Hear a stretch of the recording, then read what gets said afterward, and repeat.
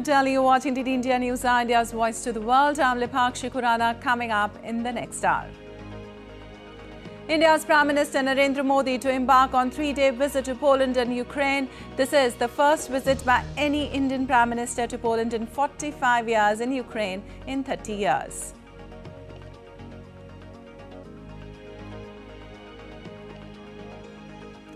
Kamala Harris confirmed as Democratic presidential nominee after ceremonial roll call. President Barack Obama to deliver keynote speech will endorse longtime ally Harris.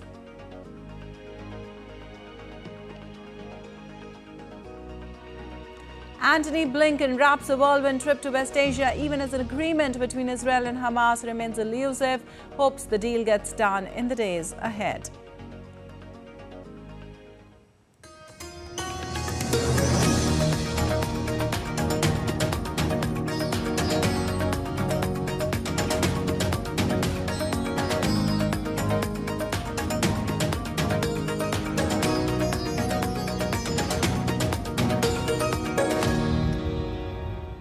Well, on to the details now. India's Prime Minister Narendra Modi embarks on a 3-day visit to Poland and Ukraine on Wednesday. This visit marks the 7 decades of diplomatic relations between the two countries. This would be the first visit by any Indian Prime Minister to Poland in 45 years. DD India's Vishal Baristo reports for more from Warsaw.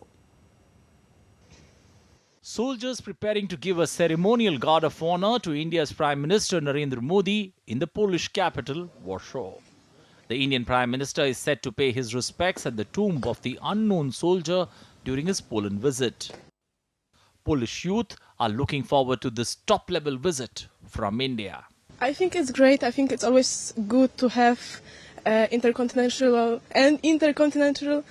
friendships. It's good to have friends from other countries, to meet other cultures and things like that, yeah. I think they have a very interesting culture. I think that it's very helpful for both sides, and I think we should continue this tradition and help each other. During his visit, Prime Minister Modi will be meeting the President and Prime Minister of Poland.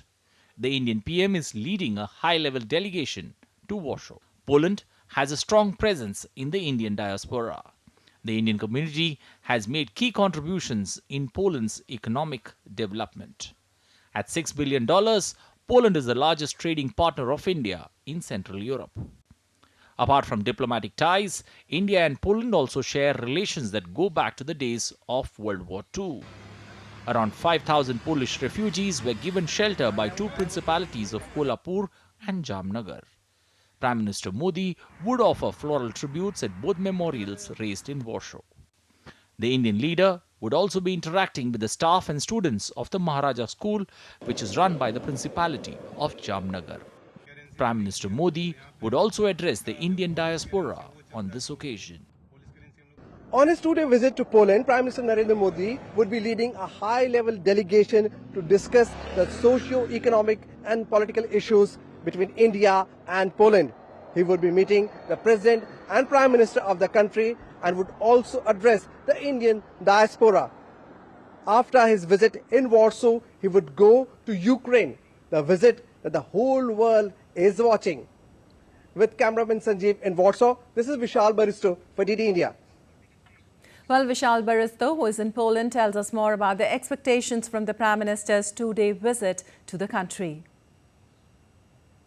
India shares a long relationship with Poland, and it is not only because of the 70 years of diplomatic relations that we have with Poland, but it is also because of what Indians did for Polish people way back during the Second World War. The Maharaja of Jamnagar, who is fondly known as Dobra Maharaja, which means the good Maharaja, he in fact is very, very popular here, and there are schools running in the name of Maharaja of Jamnagar. And the principalities of Jamnagar and Kolhapur, they provided for the shelter of Polish refugees, which were 5,000 in number during the period of Second World War. And apart from that, there is a strong Indian diaspora, which is 25,000 in number. That includes 5,000 students as well. So Prime Minister would be meeting the Indian diaspora. He would also be interacting with the Polish people, also with the descendants and second and third generations of those who were there in the refugee camps. And also he would be meeting the President and the Prime Minister of Poland. So apart from discussing the political issues, his visit is very, very important as far as the socio-economic development of the two countries are concerned.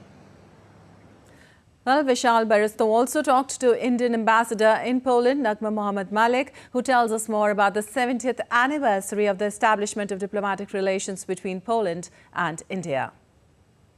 The wait is finally over. After 4 decades, Indian Prime Minister Narendra Modi would be coming to Poland, and this would be the first visit by any Indian Prime Minister in the last more than 40 years. I have with me the Indian ambassador to Poland, Ms. Nagma Mohammad Malik. Let's talk to her and find out, Ms. Malik, how important is this visit of the Prime Minister, because it's been a long wait? It is an extremely important, historic, landmark visit. That's how important it is. You said it just now yourself. This will be the first visit by an Indian Prime Minister in over 40 years. And plus, you must have felt yourself that there is a certain excitement that's built up already in the Polish media. You know, all the electronic and print media has covered it. Page 1 today. The visit was announced yesterday. And in the Polish government also, there is great interest and great happiness that PM Modi has chosen to come here. Now, when we talk about Poland, which is the largest trading partner in the Central Europe, and we have a large population of Indian diaspora, how important is it for that segment of the society?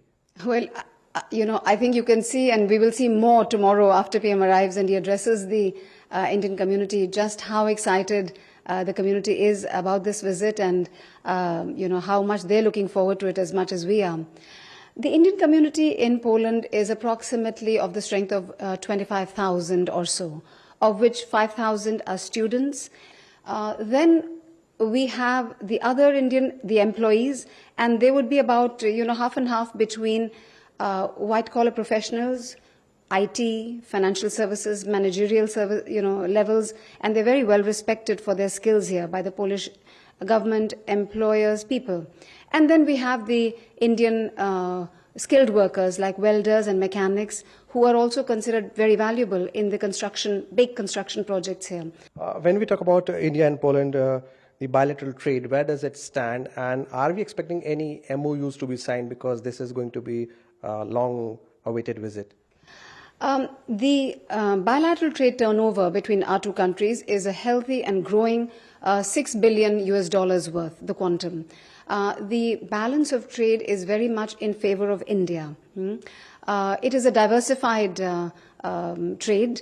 There are machinery, machine tools, garments, pharmaceuticals, chemicals that we export to Poland. From Poland, we import also other kinds of machinery, other kinds of chemicals. So there you heard from the ambassador. It is going to be a very interesting 2-day visit of Prime Minister Narendra Modi. And India definitely has a long relationship with Poland from the era of Vedas, Upanishads, Sanskrit, and Operation Ganga. With cameraman Shiva, this is Vishal Baristo for DD India, Warsaw. Meanwhile, the central Polish town of Lodz is upbeat over Prime Minister Narendra Modi's visit. Lodz is the hub of 200 Indian companies in Poland. DD India correspondent Vishal Baristo spoke to the deputy mayor of the city, Adam Pastelnik. Listen in. I have with me the deputy mayor of Lodz. Let's talk to him and find out. First of all, this is the center of attraction for all Indians. And Poland is the largest trading partner of India in Central Europe. Prime Minister coming after 4 decades. So what do you have to say? That I am very proud and grateful for this visit. India is and should be in the future one of our major global partners and major global allies. When I look at our economy, the potential that European economy gives also through Poland as one of the leading logistics hub, I think it offers also great opportunities for India. And on the other hand, when you look at India, who is one of the global leaders, being the most populous country on earth, with really endless economic human potential, I think that the potential of this visit and potential mutual gains are really, really extraordinary. Indian Prime Minister would also be meeting some of the political personalities of Poland. So how do you see this opportunity? I think that sometimes not even we bilaterally are aware of how close we are and how big potential we have. And Poland can play a part and play as a partner for India to be a gateway to Europe in many other elements. Poland, comparing to some of the old EU countries, still offers some potential and some possibilities that are really difficult to observe in some other parts in our continent. On the other hand, when you look at the potential of Indian economy, Indian business, Indian academia, I think that if we will wisely and smartly build bridges between us, I think that this could be one of the most vibrant economic and also political and business relationships in this part of the world. So there you heard from the Deputy Mayor, Poland can be certainly the gateway to Europe for India, and the presence of Indian Prime Minister, his meeting with the Indian diaspora, his meeting with the political personalities of the country would certainly be a very positive step for both countries. With cameraman Sanjeev in Lodz, this is Vishal Baristo for DD India. Well, 125 kilometers from Poland's capital city, Warsaw is the city of which the city is not only the stronghold of Indian multinationals, but also has several small units of textile manufacturing. DD India correspondent Vishal Baristo caught up with the Indian diaspora in Lodz on the Indian Prime Minister's visit to Poland. I'm here in Lodz, which is the industrial hub of the Indian companies. 200 companies are located here, and I have with me these very excited Indians who are ready to welcome the Indian Prime Minister Narendra Modi. Let's talk to them and find out. What's your name? Amit Lat. Mr. Amit, how do you feel about this visit of the Prime Minister? It's absolutely a proud moment for India and Indian community out here. And even the Polish diaspora is looking forward to this visit of Prime Minister Modi. It's an epic visit. After 45 years, the Prime Minister is arriving to this country. And I think this is going to take India relations with Poland at a different level. What makes Lodz so important for Indian diaspora and also for the Polish economy? There are more than 200 plus Indian companies who are contributing to the fashion industry across Poland, And that's the reason Indian community plays a very, very important role out here, and especially all the Indian companies out here. It's a very big moment for us who live here for around maybe 30 years, 20 years. Me, myself, being born and brought up here 24 years. And especially, it's very proud of the things that Modi is doing around the world. For example, recently we were in a Paris textile fair. There you could proudly see on the entrance a big image of India and Narendra Modi and the exhibition of Bharat Tex being promoted around the world. So it's like step by step he's making big changes, and we're excited to see what changes he brings to Poland. Bharat Mata ki Jai! Bharat Mata ki Jai! Bharat Vande Vande Vande. So there you hear all these people, they are from the Indian diaspora, and they are also very excited, and why not? The long wait of 45 years is now over. With cameraman Sanjeev in Lodz, this is Vishal Baristo for DD India. And now let's go live across Chicago, where former First Lady of the United States, Michelle Obama, is addressing the Democratic National Convention. Under the sacrifices our elders made to give us a better future. You see, my mom, in her steady, quiet way, lived out that striving sense of hope every single day of her life. She believed that all children, all people have value, that anyone can succeed if given the opportunity. She and my father didn't aspire to be wealthy. In fact, they were suspicious of folks who took more than they needed. They understood that it wasn't enough for their... And still to come on DD India News Hour. India's Defence Minister Rajnath Singh is set to embark on a 5-day strategically crucial visit to the United States. Landmark MQ-9B Predator drone deal in focus. We'll show you an exclusive conversation with ISRO Chairman Dr. S. Somnath, who shared progress on India's ambitious human space mission, Gaganyaan. And India's Tripura witnesses heavy rainfall in last 2 days, leading to landslides.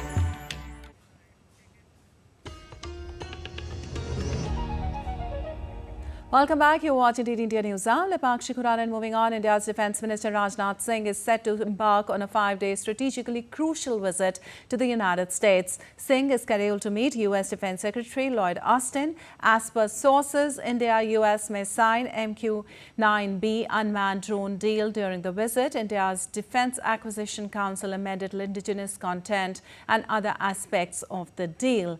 Rajnath Singh will also meet representatives from the U.S. defence industry, and the minister is also scheduled to interact with the Indian diaspora. And now let's again take you live across to Chicago, where former First Lady of the United States, Michelle Obama, is addressing the Democratic National Convention Day 2.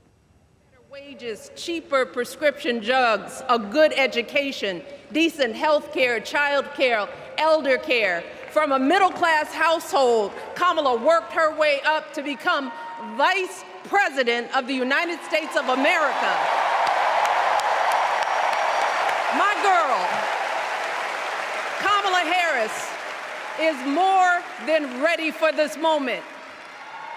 She is one of the most qualified people ever to seek the office of the presidency. And she is one of the most dignified. A tribute to her mother, to my mother, and to your mother too. The embodiment of the stories we tell ourselves about this country. Her story is your story. It's my story. It's the story of the vast majority of Americans trying to build a better life.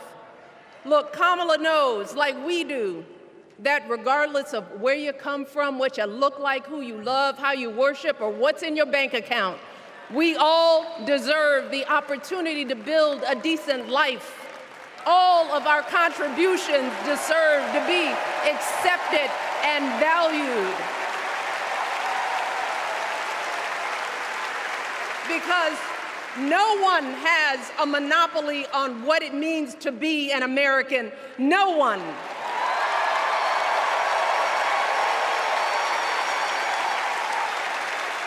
Kamala has shown her allegiance to this nation, not by spewing anger and bitterness, but by living a life of service and always pushing the doors of opportunity open to others.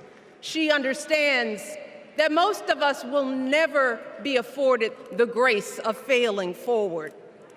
We will never benefit from the affirmative action of generational wealth.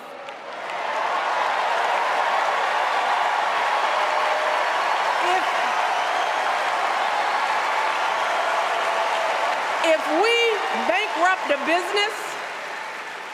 we bankrupt a business or choke in a crisis, we don't get a second, third, or fourth chance.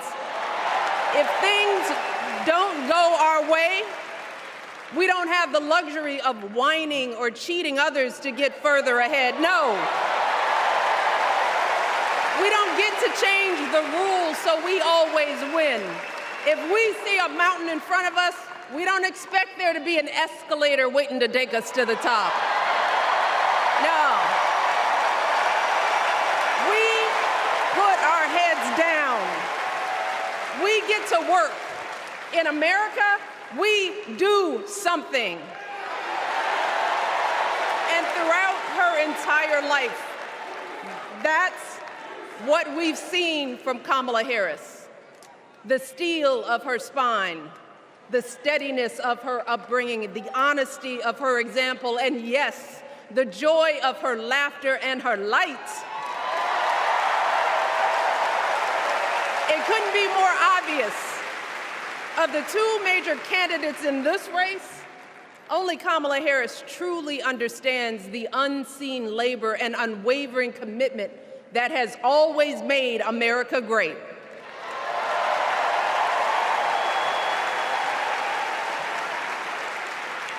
Now, unfortunately, we know what comes next. We know folks are going to do everything they can to distort her truth. My husband and I sadly know a little something about this. For years, Donald Trump did everything in his power to try to make people fear us. See, his limited, narrow view of the world made him feel threatened by the existence of two hard-working, highly educated, successful people who happen to be black.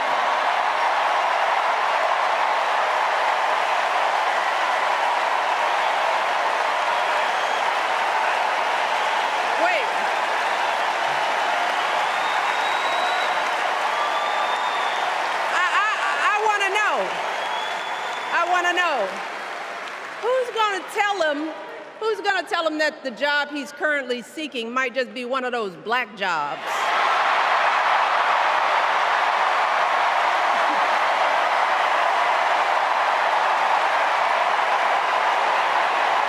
Look, it's his same old con. His same old con. Doubling down on ugly, misogynistic, racist lies as a substitute for real ideas and solutions that will actually make people's lives better. Look, because cutting our health care, taking away our freedom to control our bodies, the freedom to become a mother through IVF like I did, those things are not going to improve the health outcomes of our wives, mothers, and daughters. Shutting down the Department of Education, banning our books, none of that will prepare our kids for the future. Demonizing our children for being who they are and loving who they love, look, that doesn't make anybody's life better.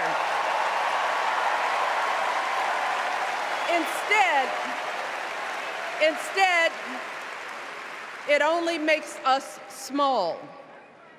And let me tell you this, going small is never the answer. Going small is the opposite of what we teach our kids. Going small is petty, it's unhealthy, and quite frankly, it's unpresidential.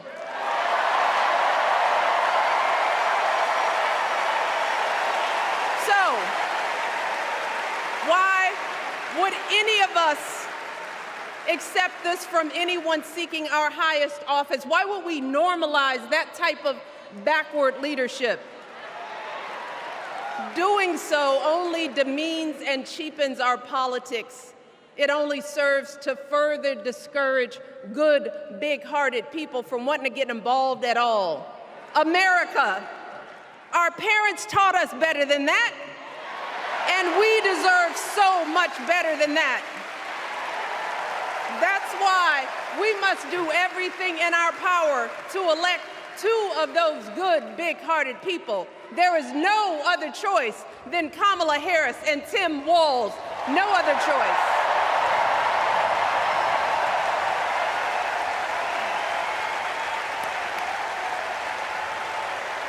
But As we embrace this renewed sense of hope, let us not forget the despair we have felt. Let us not forget what we are up against.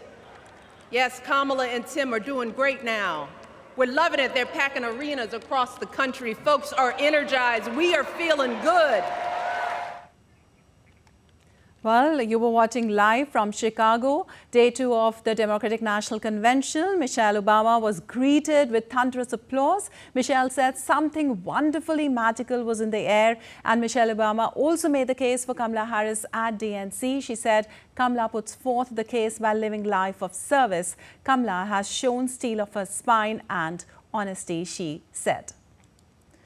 And moving on, in a pivotal move to strengthen regional security and cooperation, India and Japan have further solidified their strategic partnership. The two nations held the third India-Japan 2+2 dialogue in New Delhi, where foreign and defense ministers from both sides convened to discuss pressing security challenges and explore avenues for enhanced collaboration. Our next report has the details. In a significant move to bolster bilateral defense and security cooperation, India hosted its Japanese counterparts for the third India-Japan 2+2 dialogue.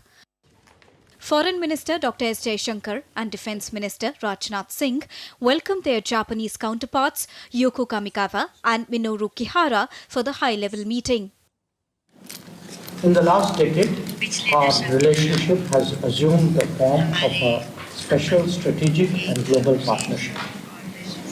The logic of this evolution is our expanding interests and growing activities.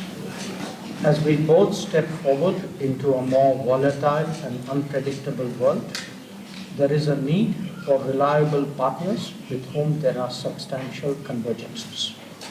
This year marks the 10th anniversary of the launch of the Special Strategic and Global Partnership between Japan and India. This is indeed a milestone year.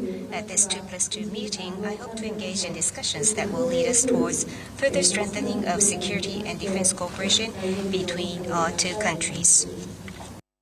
The dialogue focused on reviewing the evolving security landscape in Indo-Pacific region. Both the sides expressed a shared commitment to strengthening their strategic partnership and exploring avenues for enhanced cooperation. Ministers exchanged views on regional and global issues, emphasizing the importance of upholding democratic values and the rule of law.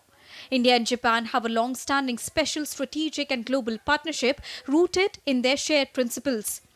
The visit is expected to further deepen defense ties and reinforce the strong bond between the two countries. India maintains the 2+2 ministerial format of dialogue with a select group of nations, including the United States, Australia and Russia. Bureau Report, DD India. Well, in an exclusive conversation with DD India, ISRO Chairman Dr. S. Somnath shared progress on India's ambitious human space mission, Gaganyaan. He confirmed that the first test flight of India's human-rated Gaganyaan rocket is set for December 2024. The last about 4 or 5 years, we have been working on this program for building a rocket which will be human-rated, building the craft that is called the Gaganyaan craft, the crew module, and the associated complex systems, the crew escape system and the intelligence in the rocket which are required to carry out this mission. I can tell you that we have reached the threshold of completing the rocket ready. The rocket is already completed the human rating and is at Satish Dhawan Space Center for ready for launch. The crew module and the rest of the elements are new developments. Of course, this has gone through certain development process. We did some missions in the recent times showcasing how the crew escape can really happen. The flight item is now finally undergoing the integration, and still there are some milestones to cross, like the development of crew. For example, environmental control life support system is under development and many such smaller elements. So the first mission we are undertaking without crew inside, but with a robot which will be replicating the human flight scenarios and do the measurements. Vyomitra, of course. Humanoid, yes. So the crew module, the crew escape system and other elements will come to launch complex by next 2 months or so. And we will be ready for the first mission, the unmanned mission, uncrewed mission to space by December this year. All right, and moving on, northeastern state of Tripura is witnessing heavy rainfall in the last 2 days, leaving at least 7 people dead due to the landslides or drowning. The normal life has also been severely affected, with vast low-lying areas, including cropping fields, inundated in water logging. The state government has set up 183 relief camps across the state, the highest being in West Tripura with 24. And still to come on DD India News Hour. Marking his first visit to Chechnya in 13 years, Russian President Vladimir Putin and Chechen leader Ramzan Kadyrov inspect Chechen troops and volunteers. Rescue efforts continue to locate 6 missing people after an intense storm sank British-flagged Bayesian superyacht carrying 22 people. And Argentine authorities quarantine a cargo ship as a crew member of Indian nationality shows symptoms of Mpox.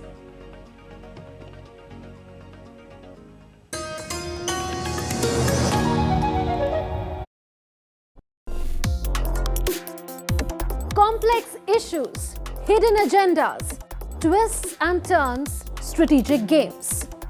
We think all dots are linked. We just need to connect them.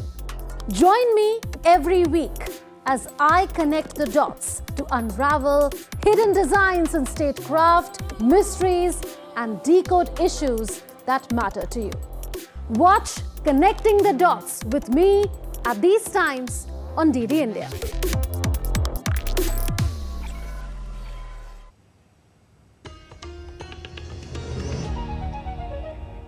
Welcome back. You're watching DD India News. I'm Lepak Shikuran, and moving on the second night of the Democratic Convention, U.S. Vice President Kamala Harris and Governor Tim Walz have been confirmed as the Democratic nominee for November elections. The highlight of the day is the speech by former First Lady Michelle Obama at the convention, who described Kamala Harris as one of the most qualified person ever to run for president. She opened her speech with a jab on Donald Trump without naming him. She said U.S. is driven with uncertainty.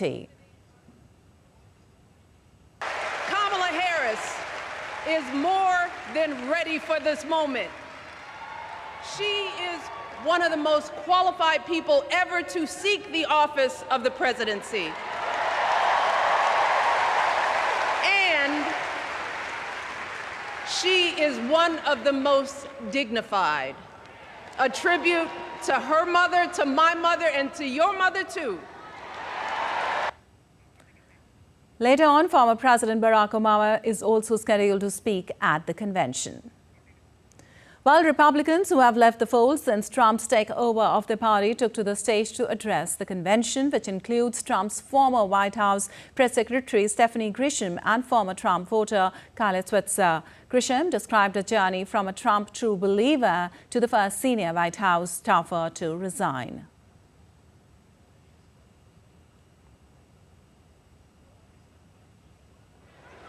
I wasn't just a Trump supporter, I was a true believer.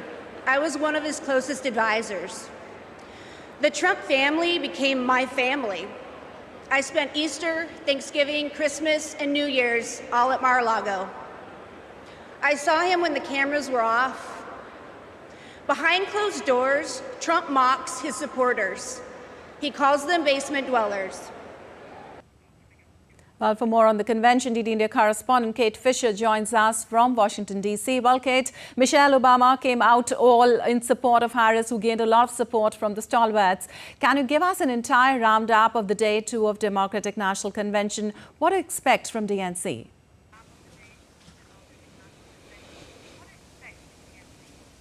Well, Barack Obama, the former president, has and still remains one of the most popular Democrats in the US, has just taken to the stage for the headline speech at tonight's event. He followed his wife, former First Lady Michelle Obama, who received an amazing reception from the crowd with, you heard a clip of her speech there talking about Kamala Harris's credentials, but also alluding to what had come before her and some of the things that Donald Trump had done, and telling the crowd there and everybody watching at home right, that Kate, if they wanted to we'll just come back to you. We'll just come back to you. They needed to get out and vote. All right, Kate, we'll come back to you. Right now, we'll go live to the Democratic National Convention where Barack Obama is addressing the convention.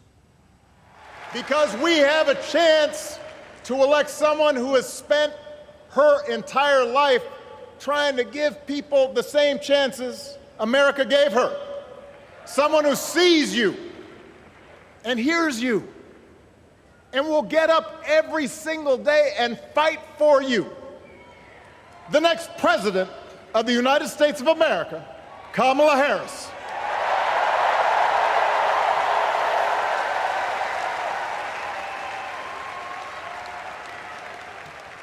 It's been 16 years since I had the honor of accepting this party's nomination for president.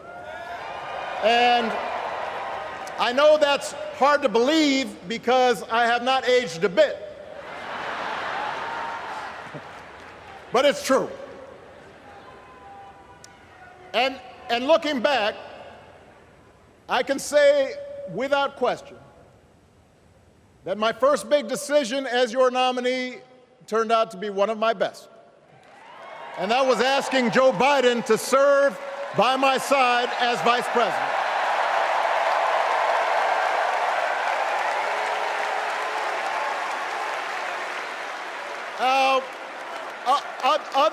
Other than some common Irish blood,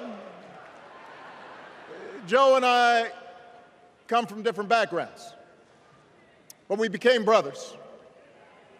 And as we worked together for 8, sometimes pretty tough years, what I came to admire most about Joe wasn't just his smarts, his experience.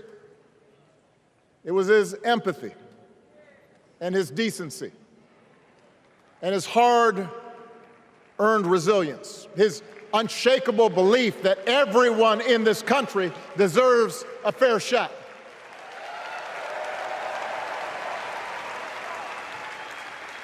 And over the last 4 years, those are the values America has needed most. At a time when millions of our fellow citizens were sick and dying, we needed a leader with the character to put politics aside and do what was right. At a time when our economy was reeling, we needed a leader with the determination to drive what would become the world's strongest recovery. 15 million jobs, higher wages, lower health care costs.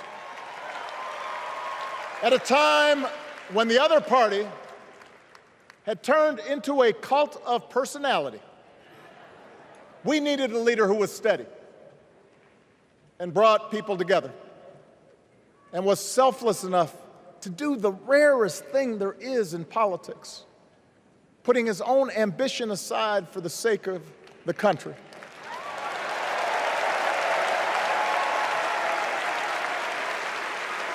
History will remember Joe Biden as an outstanding president who defended democracy at a moment of great danger. And I am proud to call him my president, but I am even prouder to call him my friend.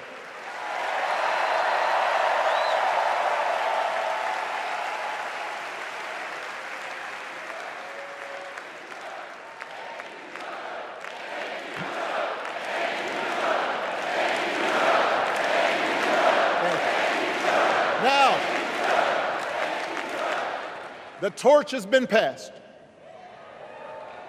Now it is up to all of us to fight for the America we believe in. And make no mistake, it will be a fight. For all the incredible energy we've been able to generate over the last few weeks, for all the rallies and the memes, this will still be a tight race in a closely divided country.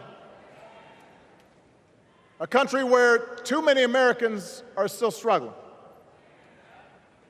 where a lot of Americans don't believe government can help. And as we gather here tonight, the people who will decide this election are asking a very simple question. Who will fight for me? Who's thinking about my future? about my children's future, about our future together. One thing is for certain, Donald Trump is not losing sleep over that question.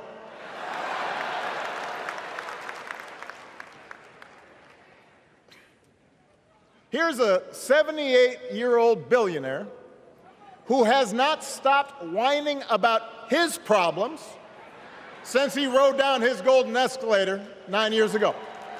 It has been a constant stream of gripes and grievances that's actually been getting worse now that he's afraid of losing to Kamala.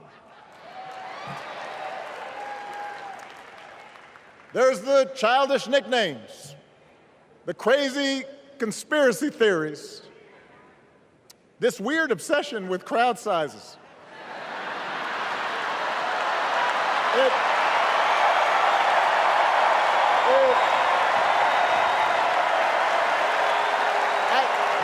It just goes on and on and on.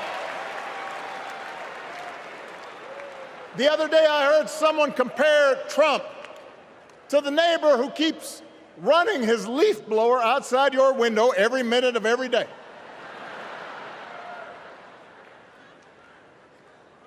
Now, from a neighbor, that's exhausting. From a president, it's just dangerous. The truth is, Donald Trump sees power as nothing more than it means to his ends. He wants the middle class to pay the price for another huge tax cut that would mostly help him and his rich friends. He killed a bipartisan immigration deal written in part by one of the most conservative Republicans in Congress that would have helped secure our southern border because he thought trying to actually solve the problem would hurt his campaign. He doesn't. Do not boo. Vote.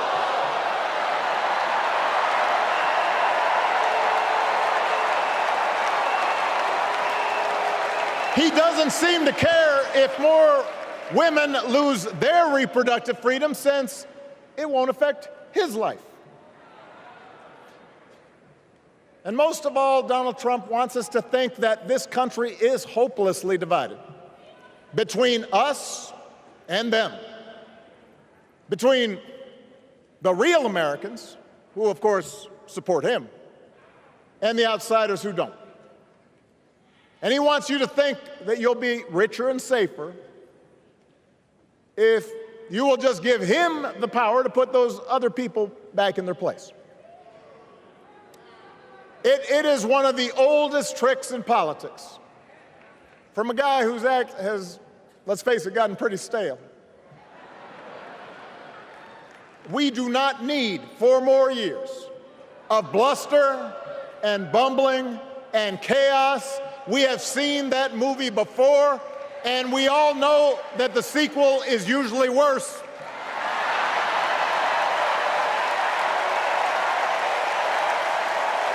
America's ready for a new chapter. America's ready for a better story. We are ready for a President Kamala Harris.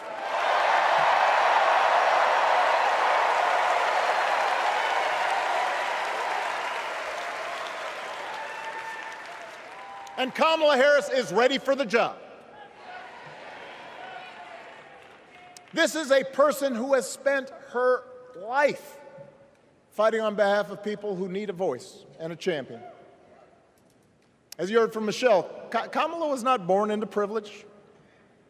She had to work for what she's got.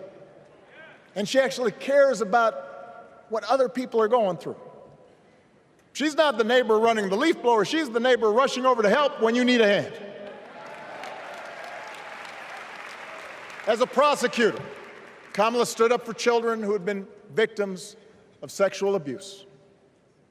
As an attorney general of the most populous state in the country, she fought big banks and for-profit colleges,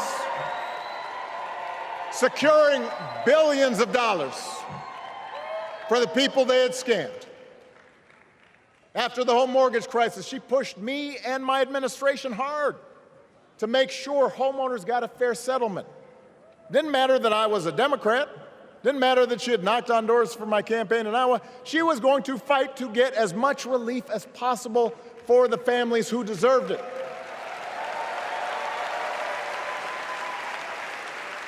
As vice president, she helped take on the drug companies to cap the cost of insulin, lower the cost of health care, give families with kids a tax cut. And she is running for president with real plans to lower costs even more and protect Medicare and Medicaid and sign a law to guarantee every woman's right to make her own health care decisions.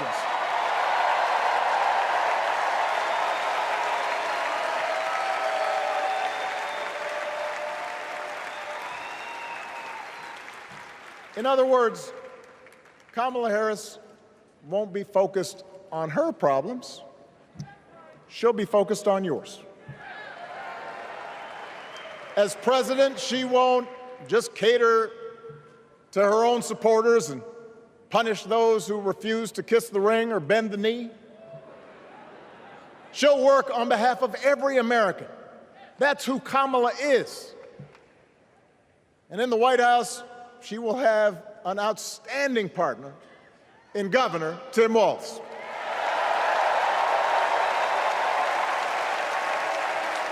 Let me tell you something. Let me tell you something. I love this guy. Tim is the kind of person who should be in politics. Born in a small town, served his country, taught kids, coached football, took care of his neighbors. He knows who he is, and he knows what's important. You can tell those flannel shirts he wears don't come from some political consultant. They come from his closet, and they have been through some stuff.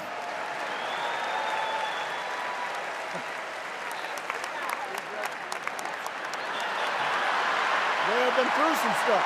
That's right.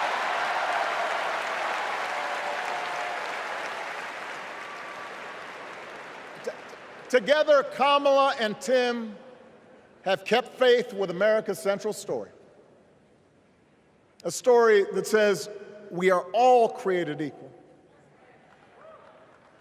All of us endowed with certain inalienable rights, that everyone deserves a chance, that even when we don't agree with each other, we can find a way to live with each other. That's Kamala's vision. That's Tim's vision. That's the Democratic Party's vision. Well, former President Barack Obama there addressing the day 2 of the Democratic National Convention. He was greeted with thunderous applause. He was also out in support of Kamala Harris and spoke about the values America needs. History, he said, will remember Joe Biden as a true Democratic leader, and he was proud to call him his friend. He said that we should fight for America, that we believe in and defend democracy, as it is going to be the tight race. He said that we should think about a future together and attacked Trump and lashed out at him and his policies. He said America was ready for a better story and Kamala Harris was ready for the job. He also outlined her achievements graciously. And now we go back to Kate in Chicago, where she will tell us about the Democratic National Convention. Well, Kate, several Republicans are set to take center stage during DNC. That's the highlight. And Grisham also closed her remarks by saying she loves her country more than a party. Barack Obama, Michelle Obama also outrightly supported Harris. Where do you see all this going?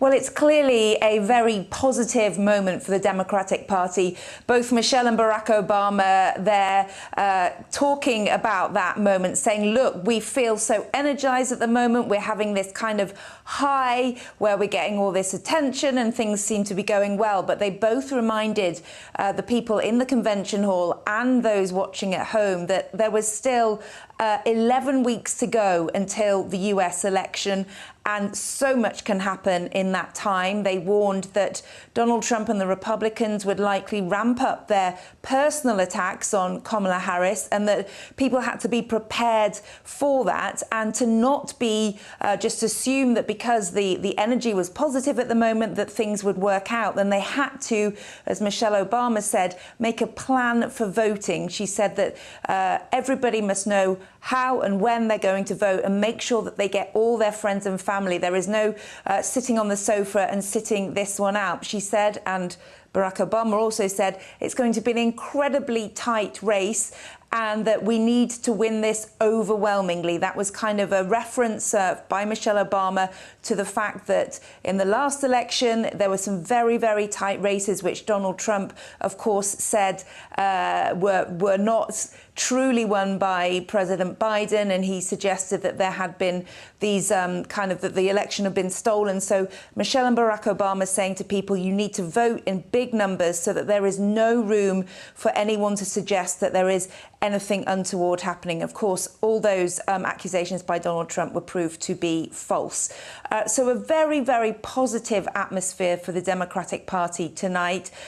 Some really incisive speeches, but those speakers warning that that Democrats cannot rest on their laurels and they need to get out, campaign hard and make sure that people actually vote.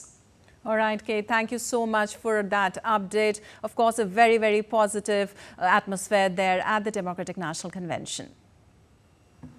And moving on, during a quick trip to the West Asia, U.S. Secretary of State Antony Blinken attempted to give efforts to mediate a ceasefire between Israel and Hamas more immediacy, but departed the region on Tuesday with an agreement between Israel and Hamas still elusive. Sarah Coates has more from Tel Aviv.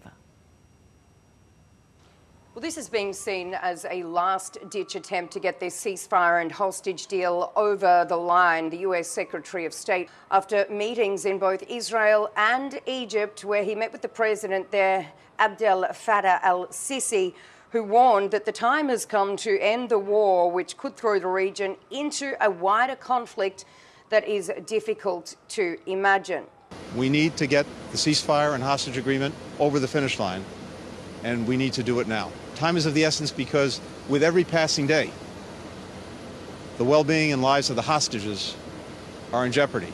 Now, on Monday, Blinken met with the Israeli Prime Minister Benjamin Netanyahu, who told him that he is committed to a deal. But late on Tuesday, Israel's Prime Minister came out to tell a group of people that he is not sure if there will be a deal. And he's now being slammed by the Hostage and Missing Families Forum, who are accusing him of torpedoing this deal, saying that the Israeli government has abandoned the hostages. So certainly a lot of tension here on the ground. There is, of course, hope, but there is not a lot of optimism. And according to a number of senior Israeli officials being cited by US media, the Israeli negotiating team has actually been handcuffed by the Israeli Prime Minister. They say that they have not been given the leeway to actually get this deal done. And what we can expect later this week, potentially Thursday or Friday, are these talks to once again pick up in Cairo. Reporting from Tel Aviv, I'm Sarah Coates for DD India. And in sports, the 2024 Women's T20 World Cup shifts from Bangladesh to the United Arab Emirates amid unrest in the original host nation. The International Cricket Council said in a statement that the tournament will now be held at the two venues in the UAE, Dubai and Sharjah from 3rd of October. The relocation is the result of the unrest caused by weeks of anti-government protest. ICC stated that travel advisories from the governments of a number of the participating teams suggested that plans to hold the World Cup in the original host country might not be feasible. The Cricket Council thanked Emirates Cricket Board for stepping in to host the tournament. And world number one, Jannik Sinner, who is set to play in the US Open, has been cleared of any wrongdoing after he failed a drug test twice in March. Sinner tested positive for low levels of a metabolite of clostebol, which is a steroid used to build muscle mass. However, the International Tennis Integrity Agency found that the anabolic agent entered his system from a member of his support team through massages and sports therapy. Sinner had challenged that Giorami Naldi, his physiotherapist, was unaware of the product he used containing clostebol. The ITIA accepted the explanation and concluded that the violation was not intentional. Sinner recently won the Cincinnati Open and is now set to open in the US Open. And couples from all over the world displayed their talents in Buenos Aires during the Ceylon category of the 14-day World Tango Championship on Monday. This year it has set the record for participation, with 750 couples from 53 countries participating this year. Ceylon tango is often characterized by slow, measured and smoothly executed moves. The walk is considered the most important element.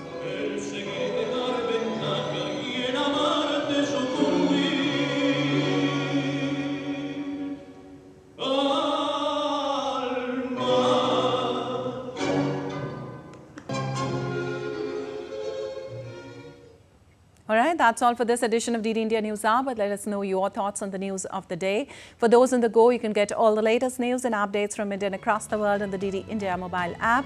The app is available on both Android and iOS platforms. Scan the QR code on the screen to download now.